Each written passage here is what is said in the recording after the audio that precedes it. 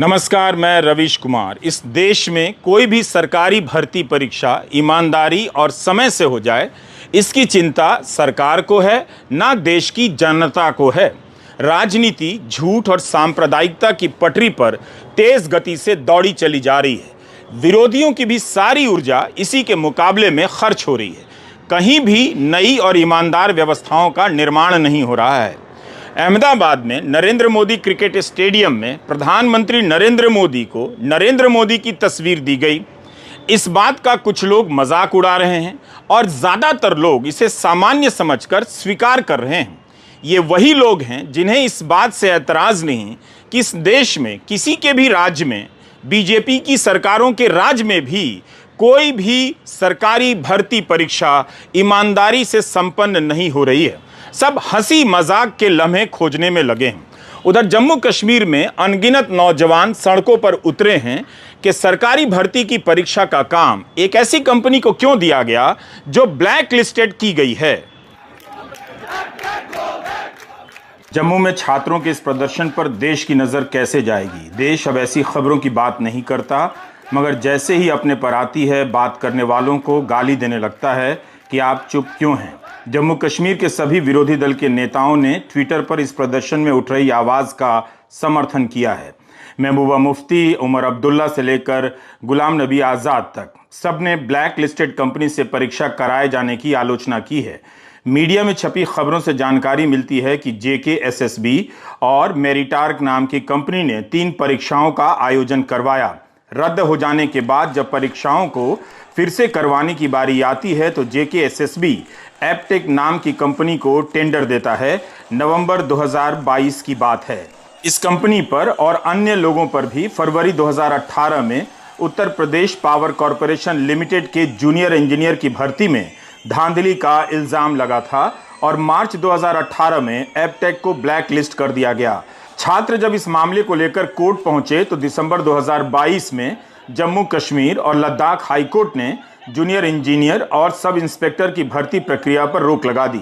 सरकार को आदेश दिया कि हाईकोर्ट के रिटायर्ड जज की अगुवाई में एक जांच कमेटी बनाई जाए जो JKSSB के कामकाज की समीक्षा करेगी। इस समय जम्मू कश्मीर की 3 परीक्षाएं विवादों में हैं। Jammu Kashmir police sub inspector, finance account assistant और जल शक्ति विभाग की जूनियर इंजीनियर की परीक्षा। दिसंबर 2020 में फाइनेंस अकाउंट का विज्ञापन आया। परीक्षा होने में ही कई महीने लग गए। मार्च 2022 में पेपर होता है। अप्रैल 2022 में किनका चुनाव हुआ उसकी सूची आती है। 1.5 साल इसी में गुजर जाते हैं। यहां तक आकर यह परीक्षा रद्द कर दी गई और नौजवानों के सपने खाक हो गए।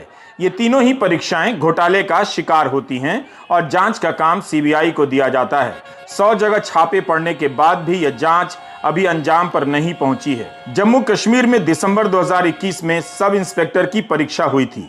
आरोप लगने लगे कि 20-20 लाख का घूस चला है, ऐसा प्रदर्शनकारियों का कहना है, जो इस बार भी इस कंपनी को परीक्षा का ठेका दिए जाने का विरोध कर रहे हैं। इसी तरह का प्रदर्शन 2021 के साल में सितंबर से लेकर नवंबर के बीच हुआ। तब उपराज्यपाल ने CBI से जांच कराने की बात कही। CBI ने जांच की और पाया कि पेपर लीक हुआ है। सब इंस्पेक्टर की परीक्षा रद्द कर दी गई।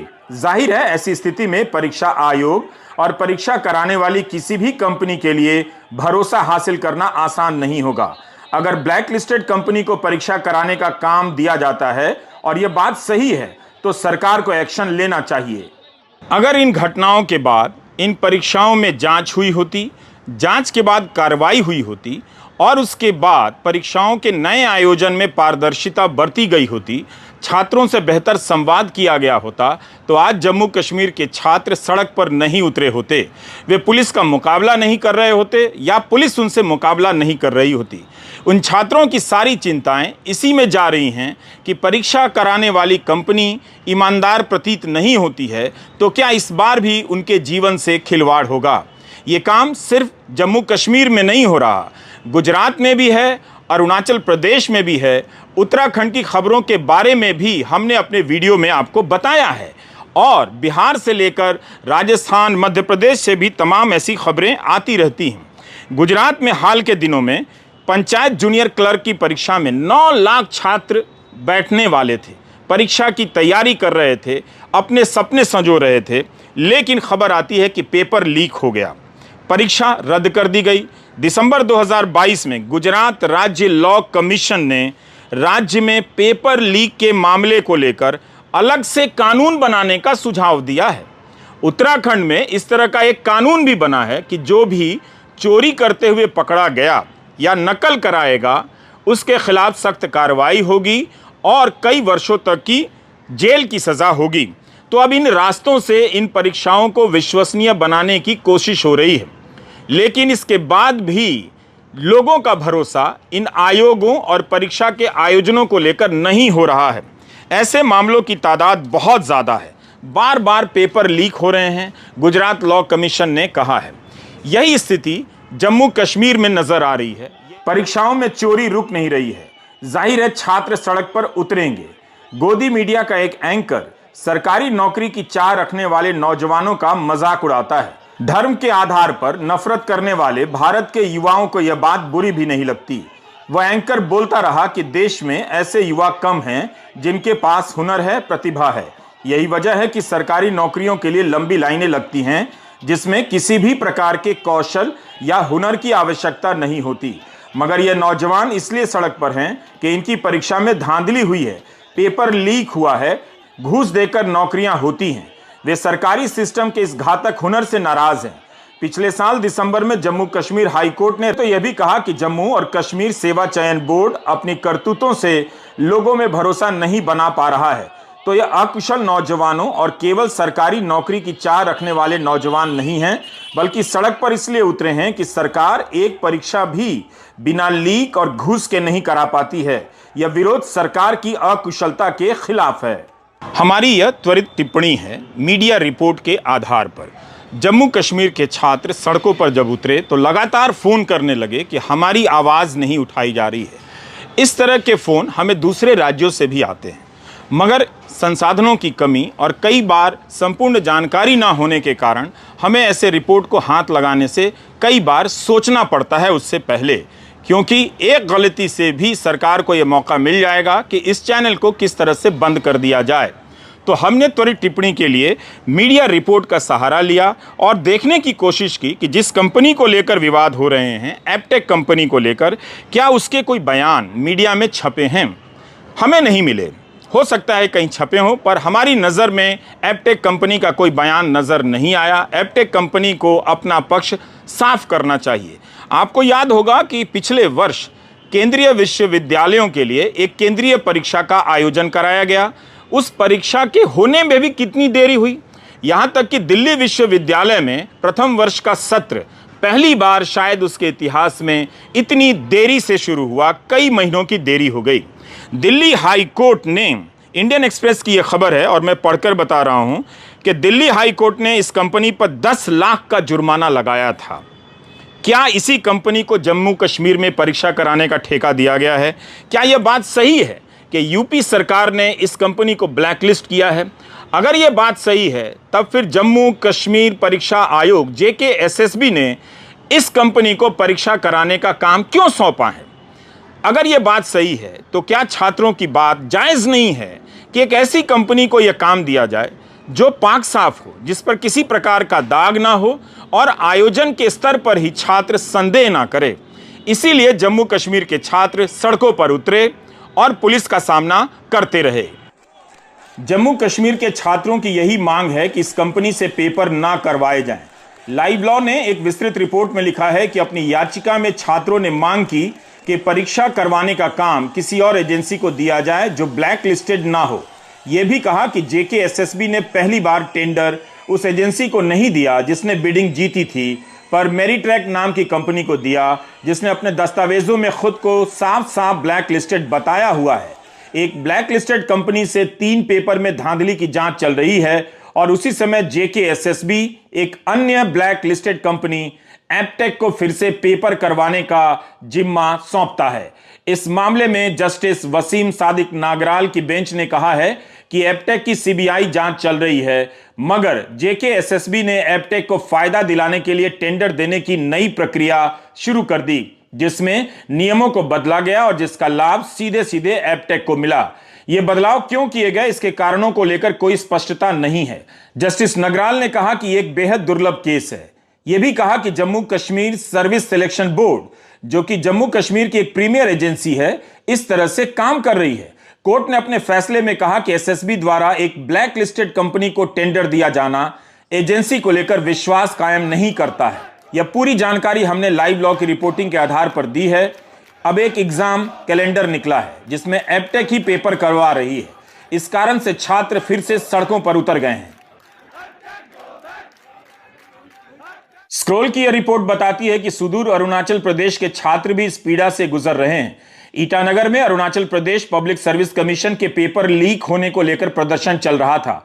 17 फरवरी को वहां प्रदर्शनकारियों और सुरक्षा बलों के बीच हिंसक झड़प हो गई। असिस्टेंट इंजीनियर के पद के लिए APPSC के इम्तिहान का एक पेपर लीक हो गया, जिसके विरुद्ध परीक्षार्थी प्रदर्शन कर रहे थे।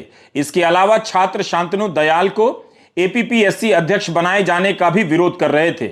दयाल की उम्र 61 साल है और सेवानिवृत्त होने की 62 साल। छात्रों का कहना है कि केवल 1 साल के कार्यकाल के लिए उन्हें अध्यक्ष नहीं बनाया जाना चाहिए।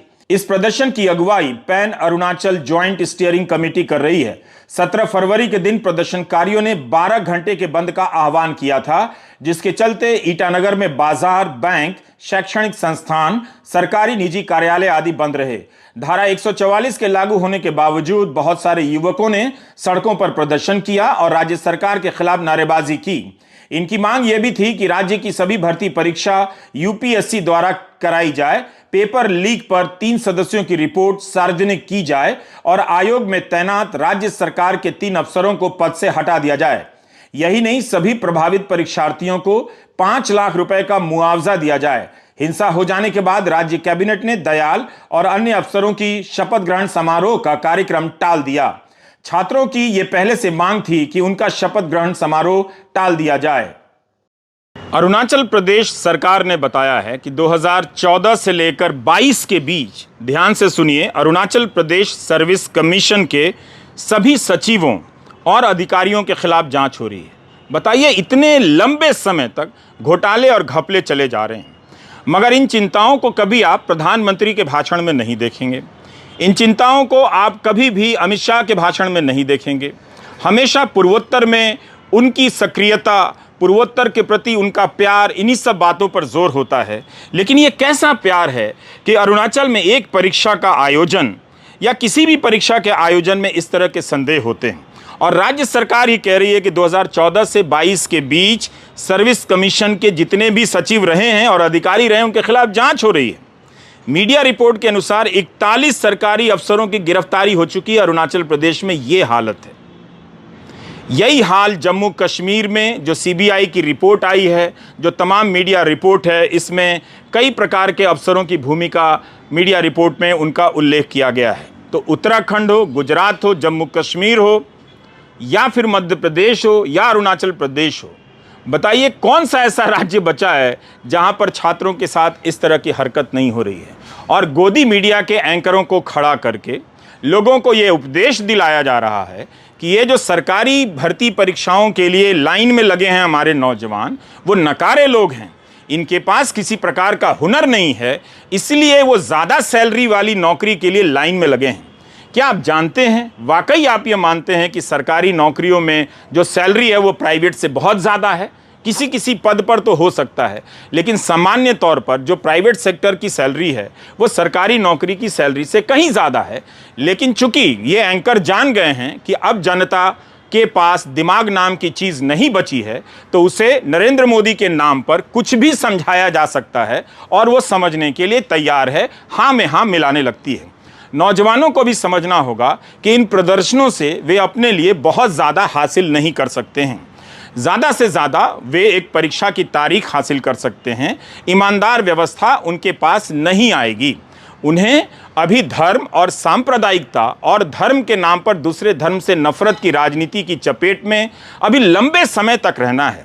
जवानी को सिर्फ बर्बाद नहीं होना है, उसे राख में बदलना है और ये होते हुए भारत के युवाओं को देखना है। तो उन्हें संघर्ष अब परीक्षाओं के आयोजन को लेकर नहीं करने चाहिए, बल्कि अपने खिलाफ करना होगा, खुद से लड़ना होगा, खुद के खिलाफ प्रदर्शन करने होंगे। नमस्कार, मैं रविश कुमार।